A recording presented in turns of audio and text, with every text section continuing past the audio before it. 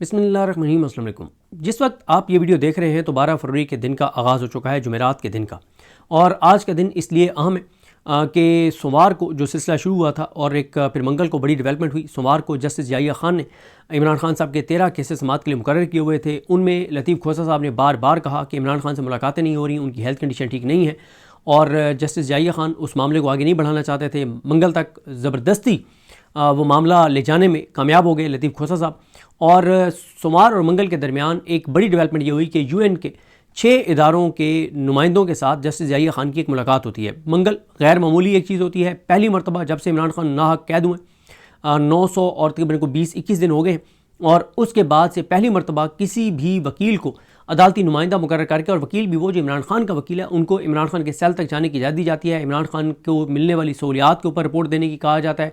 उनको सेहत के हवाले से उनकी क्या सूरत हाल है उसके हवाले से रिपोर्ट देने का कहा जाता है। तो उसके बाद मंगल के दिन सुहेल सलमान सफदर साहब जाते हैं और मंगल को वो जाने के बाद बुध को कल जो अब दिन गुजर गया बुध को, वो सुप्रीम कोर्ट ऑफ पाकिस्तान में एक बंद लिफाफे में रिपोर्ट जमा कराते हैं। अब आज बंद लिफाफा सुप्रीम कोर्ट में खोला जाएगा। अब ज़ाहिर है, अंडरस्टूड है कि इमरान खान साहब की सेहत तो ठीक नहीं है। इससे पहले आप देख लें कि इमरान खान साहब जब से नाहक कैद हुए हैं तब से लेकर आज तक कभी इमरान खान ने कंप्लेंट नहीं की कि उनकी तबीयत ठीक नहीं है। बल्कि मैं आपको एक बार ये बता चुका हूँ कि इमरान खान साहब के एक बार जब इमरान खान साहब थे अटक में, उनको बहुत बुरी हालात में रखा गया था।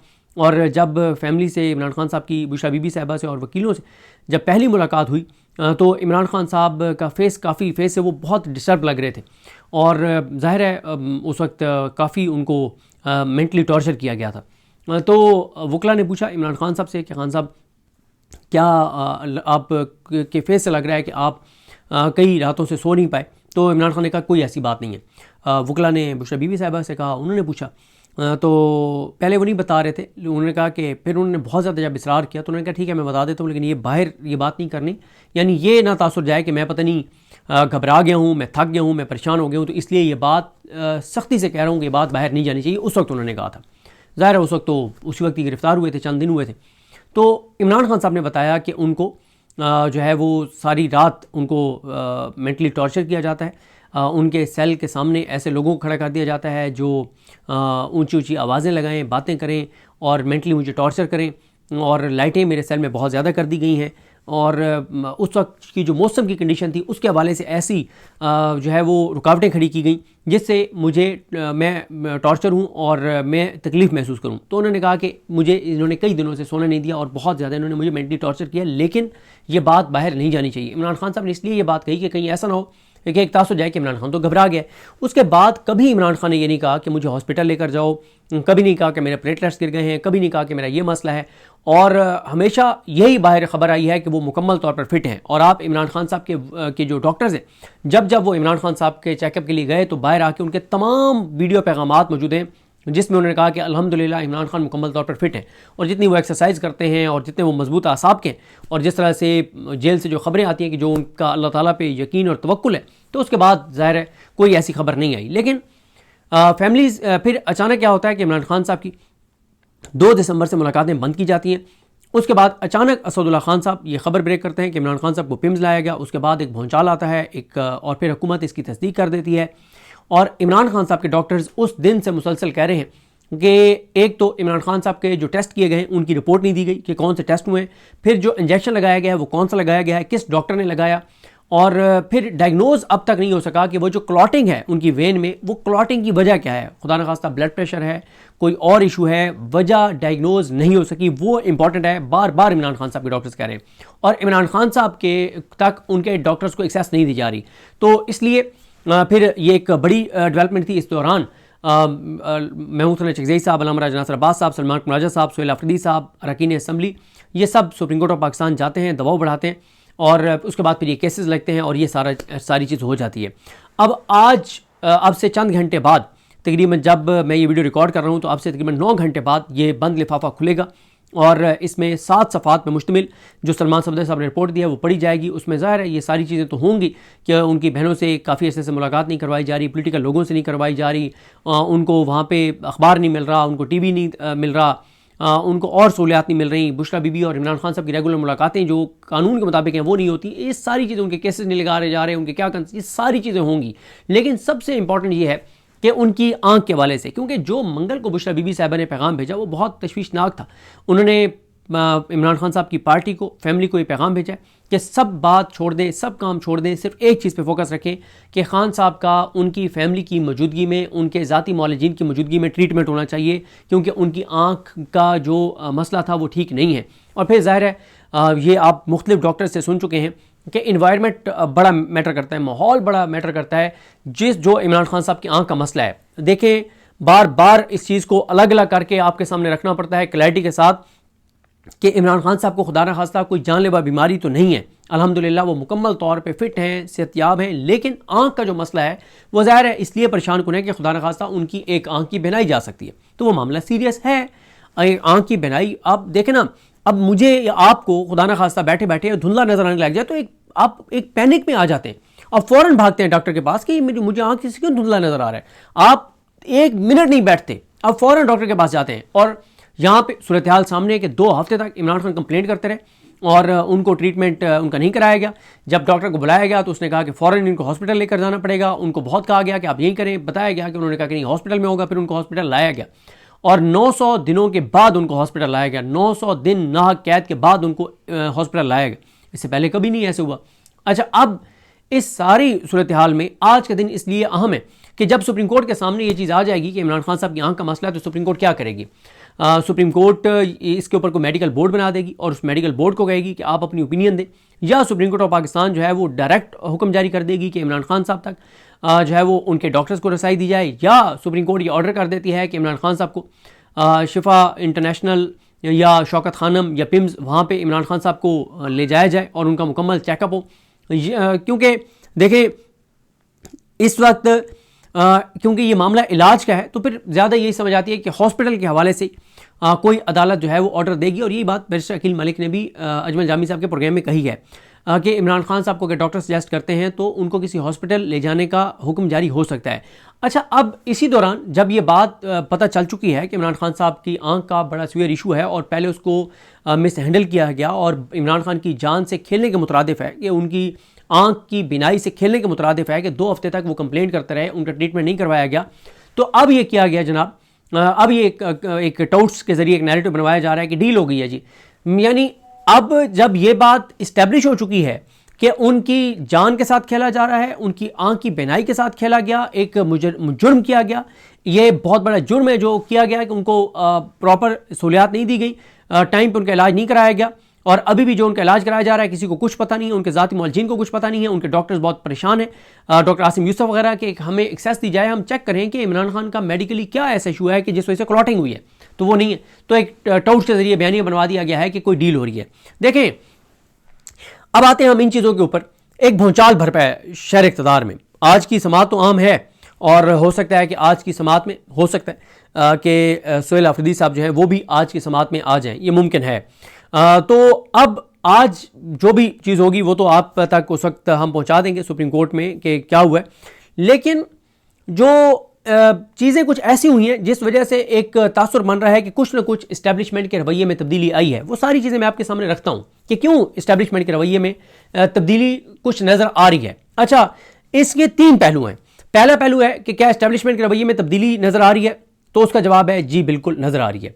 दूसरा, उसकी मुमकिन वजूहात क्या हैं, वो भी मुमकिन वजूहात भी नज़र आ रही हैं। अब तीसरी सवाल यह है कि क्या वजूहात भी मुमकिन तौर पे सामने हैं, जो एविडेंस है रवैये में तब्दीली का वो सबूत भी हमारे सामने है, तो इसका मकसद क्या है इस रवैये में तब्दीली का? क्या इस्टेब्लिशमेंट मुस्तकिल तौर पे चीज़ों को हल करने जा रही है, या एक ये ट्रक की नई बत्ती है कि पीटीआई को इस ट्रक की बत्ती के पीछे लगाया जाए, उलझाया जाए, उलझाकर और इस्टेब्लिशमेंट के लिए जो चैलेंजेस हैं उन चैलेंजेस से इस्टेब्लिशमेंट निकले और निकलते ही फिर पीटीआई के साथ वही किया जाए जो 26 नवंबर को हुआ या उसके बाद या उससे पहले जो कुछ होता रहा। अब पहले हम ये देख लेते हैं कि इस्टेब्लिशमेंट के रवैये में तब्दीलियां क्या आई हैं जो पिछले हमें 15-20 दिन में देखने को नजर आ रही हैं।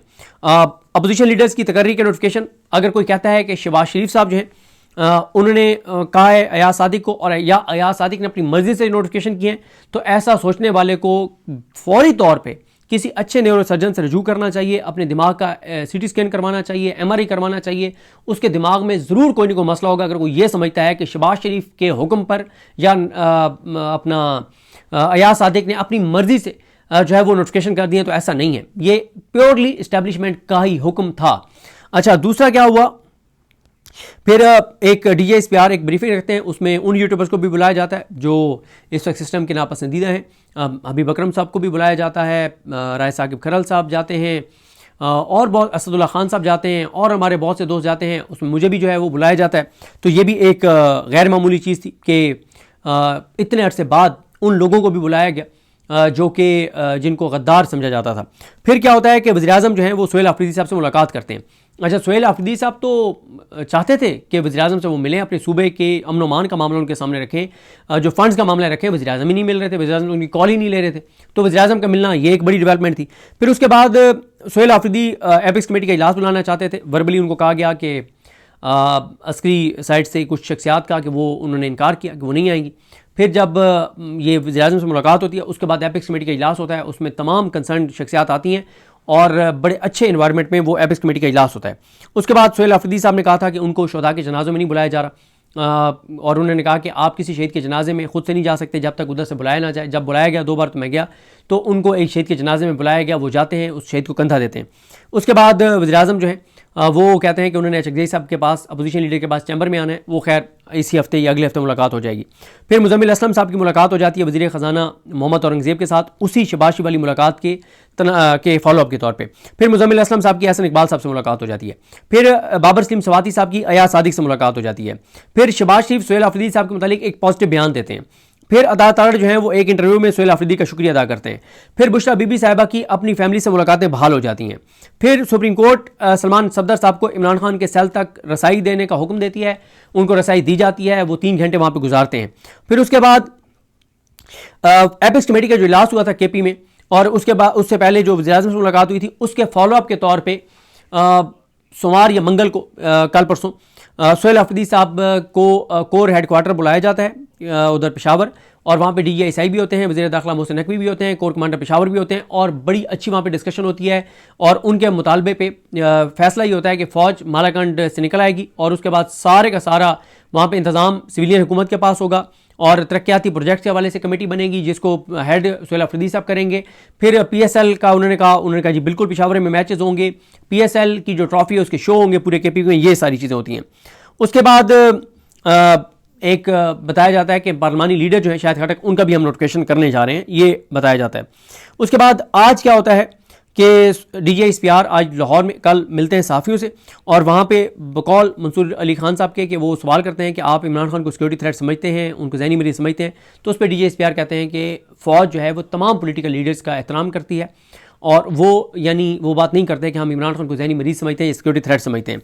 और सोहेल आफरीदी की भी तारीफ़ करते हैं कि वेल्डन सोहेल आफरीदी, वो गवर्नेंस पे बड़ी तवज्जो दे रहे हैं, और उनकी भी तारीफ़ करते हैं। फिर इसी तरह से कुछ डिजिटल मीडिया के सेटअप्स हैं, उन पे सोहेल आफरीदी और इमरान खान साहब के खिलाफ जो मुहिम है वो रोक दी जाती है। और एंड में फिर बैरिस्टर अकील साहब आप ये कह गए हैं कि इमरान खान साहब जो हैं उनको हॉस्पिटलाइज करवाया जा सकता है ताकि उनके मुकम्मल ट्रीटमेंट हो। ये सारी चीज़ें तो बताती हैं कि रवैये में तब्दीली तो आई है। अब रवैये में तब्दीली के मकसद पे बाद में बात करेंगे, पहले उसकी मुमकिन वजूहात पे बात कर लेते हैं 1 से 2 मिनट में। मुमकिन वजह हो सकती है इकॉनमी नहीं चल रही, और पहले ही हमारा एक्सपोर्ट और इंपोर्ट में फ़र्क $5 अरब का आ गया है। $5 अरब हमारी इंपोर्ट ज़्यादा है, एक्सपोर्ट्स कम है। हमारी एक्सपोर्ट्स $9 अरब की ख़तरे में पड़ गई हैं क्योंकि भारत की यूरोपीय यूनियन से मदर ऑल डील्स हो गई है। फिर हमारे पास इस वक्त इकॉनमी के हालात ये हो गए हैं कि सर्दियों में फर्नेस ऑयल मंगवाने के इतने पैसे नहीं थे कि 12-12, 14-14 घंटे की लोड शेडिंग हुई सर्दियों में। आगे नज़र आ रहा है कि गर्मियों में लोड शेडिंग बहुत शदीद होने जा रही है कई बरसों बाद, और बिजली बहुत महंगी होगी, और बहुत ही खौफनाक हालात होने जा रहे हैं। महंगाई बढ़ती जा रही है, बेरोजगारी तारीख की बुलंद सतह पर पहुंच गई है। एक तो वजह नज़र आती है इकॉनमी की, दूसरी वजह नज़र आती है जो दहशतगर्दी बहुत ज़्यादा बढ़ गई है। बलोचिस्तान में जो वाक़यात हुए नाकाबिले बयान, जो कुछ हुआ, अल्लाह ताला रहम करे, अल्लाह ताला पाकिस्तान को सलामत रखे, और लोगों को, हमारे फोर्सेस को, सबको अल्लाह ताला अपनी अमान में रखे। लेकिन बहुत ज़्यादा नुकसान हुआ बलोचिस्तान में।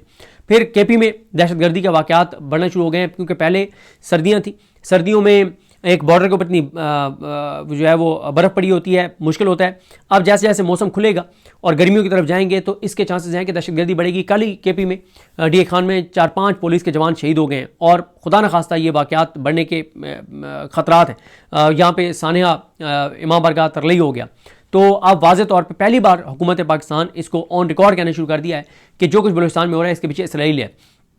फिर हमारा ये यानी सिक्योरिटी इंटरनल भी हमारे इश्यूज बन गए हैं। बॉर्डर पहले हमारे इनसिक्योर है, भारत वाला, अफगानिस्तान वाला भी इनसिक्योर है। अमरीकी थिंक टैंक कह रहे हैं कि 2026 में भारत और पाकिस्तान की झड़प हो सकती है। इधर आज भी कल भी खबरें आ रही थी कि कोई हमारी फिर थोड़े सा मामला हमारे गड़बड़ हुए इनके साथ अफगानिस्तान के बॉर्डर के ऊपर। तो इंटरनली सिक्योरिटी भी एक चैलेंज है। पहला मैंने आपको इकोनॉमी बताया, दूसरा मैंने आपको बताया, और इकोनॉमी में सारी चीज़ें आ जाती हैं, महंगाई आ जाती है, गुर्बत आ जाती है, बेरोजगारी आ जाती है, 150 इंडस्ट्रियाँ बंद होना आ जाती हैं, लोग बिजली के बिल आगे नहीं दे पाएंगे, लोग आटे का बहरान इस वक्त पंजाब में शुरू हो चुका है, किसान बर्बाद हो गया है, इंडस्ट्रियलिस्ट बर्बाद हो गया है, तनख्वाहदार तबका नाक तक आ गया है, सरकारी मुलाजमीन लाहौर में प्रोटेस्ट इस वक्त भी कर रहे हैं। तो ये सारी चीज़ें इकोनॉमी में आ रही हैं। तो मैंने जिस तरह से आपको अर्ज किया कि सिक्योरिटी भी बहुत परेशान कुन सूरत हाल, बॉर्डर भी परेशान कुन सूरत हाल, अपना और मुईशत, ये सारे चैलेंजेस रीजनल ईरान और अमेरिका के दरमियान जंग होती हुई नजर आ रही है, उसके बराह रास्त इफेक्ट यहाँ होंगे। फिर इंटरनेशनल आप देखें कि पहले ट्रंप दिलो जान से हमारे साथ था, हमें सच्चा प्यार दे रहा था। अब ट्रंप की सुलह हो गई है जो उसके साथ मोदी के साथ। अब ट्रंप की इस खित्ते में 2 बीवियां हैं, एक मोदी और एक शहबाज शरीफ। तो ज़ाहिर है जब 2 बीवियां हो तो फिर ज़ाहिर है आप जो भी हो तो पहली बीवी को वो आप मुकम्मल तवज्जो और सच्चा प्यार तो नहीं दे सकते ना, जो फिर आप जब 2 हो जाती हैं तो फिर ज़ाहिर है दूसरी जो है वो ज़्यादा कई बार लाडली हो जाती है और वो फिर ज़्यादा मामला गड़बड़ हो जाते हैं। तो अब उसने मोदी को भी खुश रखना है, उसने शहबाज शरीफ को भी खुश रखना है। तो वो कहते हैं ना गला वो नहीं रहनी हो, तो बातें वो नहीं रहेंगी। अच्छा, फिर उसके बाद देखेंगे 19 को शहबाज शरीफ जा रहे हैं पीस बोर्ड की मीटिंग में।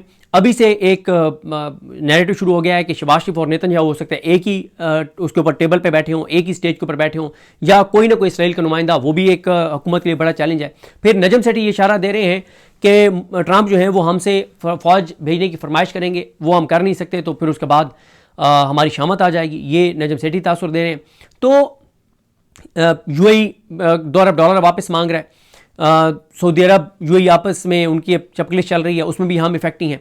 यानी इस वक्त कहने का मकसद यह है कि इंटरनल सिक्योरिटी की चीज़ें हों, मुईशत हो, बॉर्डर्स हो, रीजन हो, इंटरनेशनल हो, हर हवाले से इस्टेब्लिशमेंट जो है वो मुश्किलात से, चैलेंजेस से नबर्द आज़मा है। और इमरान खान की पॉपुलैरिटी बढ़ती चली जा रही है, हुकूमत डिलीवर नहीं कर पा रही, हुकूमत नैरेटिव नहीं बना पा रही। तो और फिर सेहत वाला इमरान खान साहब का मसला आ गया। अब आपको मैंने बता दिया कि वो क्या चीज़ें हैं जिससे ये नज़र आ रहा है कि तब्दीली है। मुमकिन वजूहात मैंने आपको बता दी हैं कि क्योंकि ये मुमकिन वजूहात नज़र आ रहा है कि दहशतगर्दी बढ़ने जा रही है, कौम को इकट्ठा करना है, अब चीज़ें हाथ से निकलती चली जा रही हैं और हुकूमत डिलीवर नहीं कर रही, इमरान खान की पॉपुलैरिटी बढ़ रही है। ये मुमकिन वजूहात मैंने आपको बता दी। लेकिन हमने अब तक यही देखा है कि जब जब इस्टेब्लिशमेंट मुश्किलात का शिकार हुई है, पीटीआई को इंगेज किया गया है, ट्रक की बत्ती के पीछे लगाया गया है, और एंड में फिर इस्टेब्लिशमेंट ने उस टाइम को जो है वो अवेल किया है चैलेंजेस से निपटने के लिए, चैलेंजेस को सॉर्ट आउट किया है, सॉल्व किया है, और फिर पीटीआई की कुट लगाई है। तो ये जो तीसरा सवाल है, इसका जवाब अभी देना कबल वक्त है कि क्या इस्टेब्लिशमेंट मुस्तकिल तौर पे चीज़ों को नॉर्मलाइज करने जा रही है या ये वक्ती है, ये आने वाला वक्त बताएगा। लेकिन इसमें कोई शक नहीं है कि महमूद खान चौधरी साहब, अल्लामा राजा नासिर अब्बास साहब, सुहेल आफरीदी साहब दबाव बढ़ाने में कामयाब हो गए। और दबाव बढ़ाने का मकसद ये होता है कि आप टेबल पे बैठ जाएं, बातचीत हो, यही मकसद होता है। बाकी और कोई बंदूक तो उठानी नहीं है, किसी को मारना तो है नहीं, कोई बंदूक के साथ शिकस्त देना तो है नहीं। टेम्परेचर इसीलिए बढ़ाया जाता है, मोमेंटम इसलिए बढ़ाया जाता है कि टेबल पे आके बैठे एस्टेब्लिशमेंट बात करे, बात करने पे मजबूर हो। इससे पहले तो वो भी एस्टेब्लिशमेंट नहीं कर रही थी। तो ये जनाब चीज़ें हैं। मैंने आपको वो एविडेंस बता दिया कि रवैये में जो तब्दीली, मुमकिन वजूहात बता दी हैं, और ये सवाल, इसका कोई जवाब नहीं है कि ये ट्रक की बत्ती है, वक्ती है, या ये लॉन्ग टर्म है। ये आने वाला वक्त बताएगा। तो बाकी इंशाल्लाह जिस तरह से मैंने आपको अर्ज़ किया कि टाउट्स को एक वो दिया गया है टास्क कि टाउट्स यही बयानिया बनाएं कि जनाब इमरान खान साहब जो है वो डील कर रहे हैं। इमरान खान अब डील क्यों करेगा? 3 साल से ज़्यादा उसने गुजार ली, और इमरान खान कैटेगोरिकल कह चुके हैं कि मेरी जान जाती है तो चली जाए, लेकिन मैं इस निज़ाम के सामने सरेंडर नहीं करूँगा। इमरान खान ने इतनी अजियत बर्दाश्त कर ली है, तो अब वो असर के टाइम पे रोज़ा क्यों तोड़ेंगे। तो बहरहाल आज सुप्रीम कोर्ट जाएंगे, आपको आगाह करेंगे, जो भी तफसीलात होंगी मुझे अपनी दुआ में याद रखें। अल्लाह करीम हम सबका हामी नासर। अल्लाह हाफ़िज़।